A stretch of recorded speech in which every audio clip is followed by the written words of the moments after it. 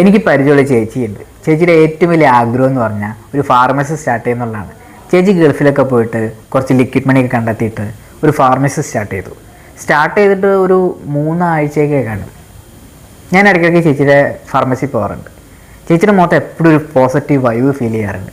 കാരണം കുറേ കഷ്ടപ്പെട്ട ഈ നിലയോട്ട് എത്തിക്കണത്. ചേച്ചി എപ്പോഴെപ്പോഴും എൻ്റെ അടുത്ത് പറയാനുള്ള കാര്യമുണ്ട്, കുറേ കഷ്ടപ്പെട്ട് എല്ലി വെള്ളമായി ഇപ്പോഴാ സ്വപ്നം കണ്ട പോലെ ഒരു ജീവിതം ജീവിച്ചു തുടങ്ങിയേക്കാണ്.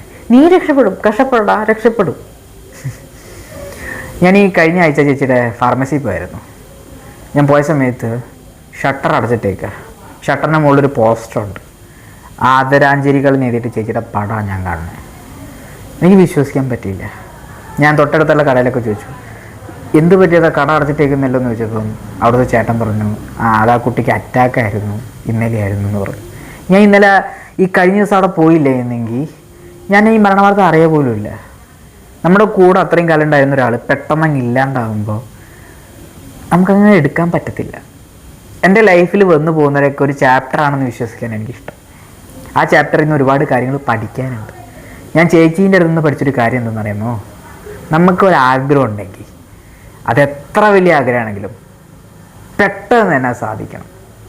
അതിന് കാശൊരു പ്രധാന ഘടകമാണെങ്കിൽ, കടം മേടിച്ചിട്ടാണെങ്കിലും ലോൺ എടുത്തിട്ടാണെങ്കിലും എന്ത് ചെയ്തിട്ടാണെങ്കിലും അതെത്ര പെട്ടെന്നാക്കാൻ പറ്റുമോ അത്രയും പെട്ടെന്ന് നമ്മളത് സാധ്യമാക്കുക. കാരണം അതെത്ര നാൾ അനുഭവിക്കാനുള്ള യോഗം നമുക്കുണ്ടെന്ന് നമുക്ക് പറയാൻ പറ്റത്തില്ല.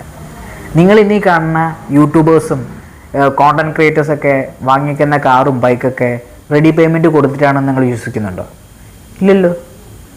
പേയ്മെൻ്റ് ആയിരിക്കില്ല, അത് ഈ പറയുന്ന പോലെ അടവും ലോണൊക്കെ ആയിരിക്കും. അവർ ചെയ്യുന്നത് എന്താ? അവരാഗ്രഹിക്കുന്ന, അവർ കാണുന്ന സാധനം ഉണ്ടല്ലോ, അതങ്ങ് റിയാലിറ്റി ആക്കാൻ വേണ്ടി അവർ ശ്രമിക്കുകയാണ്.